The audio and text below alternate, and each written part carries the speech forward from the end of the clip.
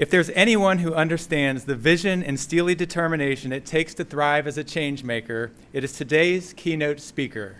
Delali DeRaza has a long, rich background in fighting for social change, from the boardroom to the block. If I were to lay out his resume end to end, it would take your breath away. Among his many initiatives and responsibilities, he is foremost the CEO and founder of Fearless, an impact-focused digital services integrator building software with a soul while creating the conditions for organizations and their people to thrive. Fearless works with some of the biggest agencies, from the Centers for Medicare and Medicaid Services and the Small Business Administration to private enterprises, including the NFL, Exelon, Deloitte, and others. Delali is also founder and lead coach of the Hutch Digital Services Incubator, which aims to nurture, empower, and connect underrepresented entrepreneurs working to do the public good. He led creation of Fearless Impact Fund in partnership with Oakview Group and CFG Bank Arena to serve BIPOC businesses and workforce initiatives in Greater Baltimore with technical assistance and coaching, scholarships, and fellowship opportunities. Governor Wes Moore and Baltimore Mayor Brandon Scott have appointed him to advise their administrations on workforce development. Among his many accolades, he has been recognized as the Daily Record's most admired CEOs, the Baltimore Business Journal's Power 10 list, and the Black Business Review's 40 Under 40 list.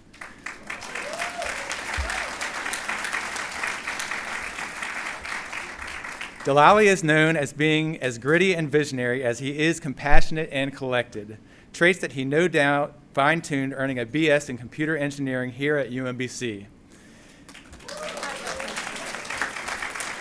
And traits that he shares with his wife, Dr. Letitia DeRaza, and their two sons. We welcome Delali for a Fireside Chat keynote with Franklyn. Thank you. So Delali, Yes, sir. As a fellow 2018 GBC Leadership That's right, best class graduate ever. and best That's class right. ever, and also sitting in your alum. Correct. Yet one more time. How does Correct. it feel, man, to be It sitting feels in great. UMBC? It feels great. I've got UMBC is an active part of my story. They started an entrepreneurship program while I was here, so I took many classes. Had many failed startups here at UMBC, so definitely learned a lot, and it's pretty exciting to be back. Yeah. There are two elements that seem to be a common thread among change makers: motivation and moxie. What sort of motivated you, right, to start multiple businesses and then have the nerve to focus them on social impact? Yeah, it's interesting. So I've always had a passion for three things: business, technology, and people. Growing up, kind of knocking door to door, trying to make ends meet. My mom said, you guys want to go get the new video game, whatever, you got to go work for it and figure it out. So I think the business side was birthed pretty early in my life. Technology, I was a lazy kid. And so for me, wasn't really interested in tech, so I realized this box could do my work for me. I could tell it to do my homework, and I was hooked at that point. And so tech was a big part. And my mom's a retired nurse, and so service was always a part of our family. How do you give back and serve your fellow man? And so I've always had a tension between those three. How do they fit together? Yeah. And I've tried lots of ways to fit them together, some of which was maybe I should build technology for churches and nonprofits. And I did that. That was one of my startups early on. And super exciting work, very impactful, very mission-driven work. But I always felt bad sending them an invoice. And I was like, I don't want to invoice them. Which means a couple things. I'm probably a pretty great human, but terrible business person. And that business didn't last very long. So I had to find another way to make things work, and started working in corporate America. And again, kind of this pull and this tug for service and this tug for mission. And a couple years in, I finally broke down. I told myself I'd never go work in that sector, never go work for a church, and said, you know what, fine, I'll go work in a church, right? And I write this proposal of what I want to do and start this young adult organization that I've been volunteering with. And I was excited, and I went and I pitched it, and the board loved it. I'm like, this is great. And said, but we can't do it. I said, well, why not? I said, we don't have the budget.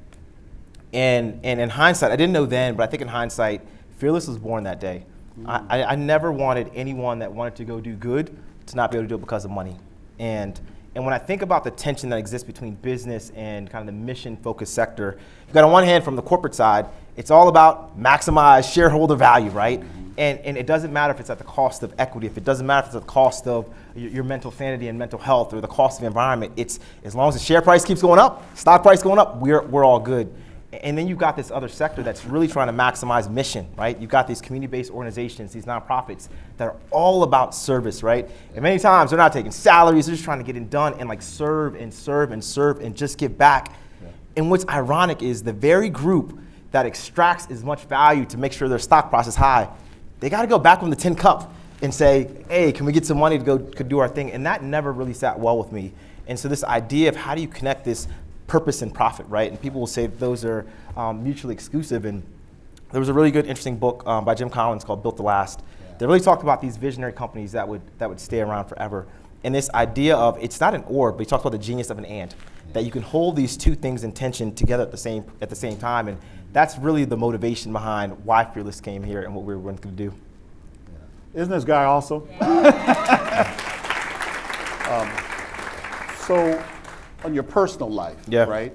Why is being involved in social impact, even though you're running a business, doing things in the space of nonprofits, no margin, no mission, right? Yeah. But why is this, from a personal perspective, really important to you? It's important to me because it's a part of my DNA, yeah. right? Yeah. When I think about this idea of service, and empathy, it was something that was baked in me, and volunteering at hospitals yeah. and soup kitchens, and I hated that stuff as a kid, right? Would rather be doing anything, but it built this sense of empathy, and so it's part of who I am, right? And I've got this profound belief that every single one of us has some superpower, some capability, some skill, some gift, and it is our responsibility to use that gift to make the world better. And so we see these challenges and these problems in the world, we often think, oh, United Way is gonna go fix that, or my politician is gonna go fix that, or someone else is gonna fix that, when it's your responsibility to get in the game and to use your gift to make the world better.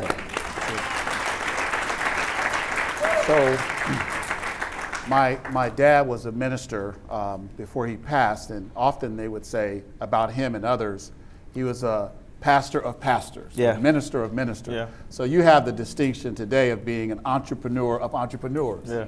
right? Yeah. So when you think about the budding entrepreneurs that are in the audience today, or those watching online, what advice would you give them to be like a best ally for budding entrepreneurs? How can folks be really good allies for folks who are striving? We just heard from the last panel, yeah. the sense of giving hope, but what's your sense of that? Yeah, so I like to point out, like, ally is different than supporter, right? Ally means your cause is my cause, period. Yeah. We are in this fight together, right? Yeah. Attack on one is attack on all, at full stop, right? And there's nothing wrong with being a supporter. When you talk about ally, it's going above and beyond. And I know I've got 4 other siblings, right? And so you come home and one got beat up, and it's like, all right, we're fighting. Who we fighting, right? You tie your shoes and you're going, right? It doesn't matter. And because you come for one, you come for all of us, right? And so it becomes a part of your mission and a part of your core. And so you want to be an ally, you have to have that level of commitment as you support them. And when you ask them what they need, right, it is about giving feedback. It is about opening up your Rolodex, opening up opportunities for them. And so when these budding entrepreneurs come, let them pilot with your organization, right? Bring them customer sets, right? Yes. Help them generate revenue. If they're doing something wrong, give them constructive feedback, right? You keep writing proposals and losing because you're spelling words wrong, right? Use Grammarly. Rock told me that, right? You'll be better, right? And so giving that feedback so they can improve and they can grow, but again, making their mission and their cause, your mission, your cause, that's how you actually become an ally. Yeah. So you have shared with me and several others, maybe some in this room you have not shared it. Can you briefly describe what is your strategic direction for Fearless? And I love the numbers, and coordinate that for your incredible fan base. But share with the group here, kind of what's your vision going forward? Yeah, so our vision, we had finished just about everything on our strategic plan almost a year early, so we were thrilled about that. Yeah. But I was feeling pretty restless about what was going to come next for us as an organization, and what do we want to be when we grow up, right? So we're not a small business anymore. We're scaling, we're growing. And really, again, marrying this idea of purpose and profit and mission, they have to be connected. And so for us, it's all about improving lives. And so we're calling it our 110-1 plan by 2030, meaning by 2030, we will improve 100 million lives in 10 countries and be $1 billion in revenue. So pretty ambitious goal, but we're on our way. We're building the plan and the strategy and the team in order to execute against that. So on that note, can we give it up for this star?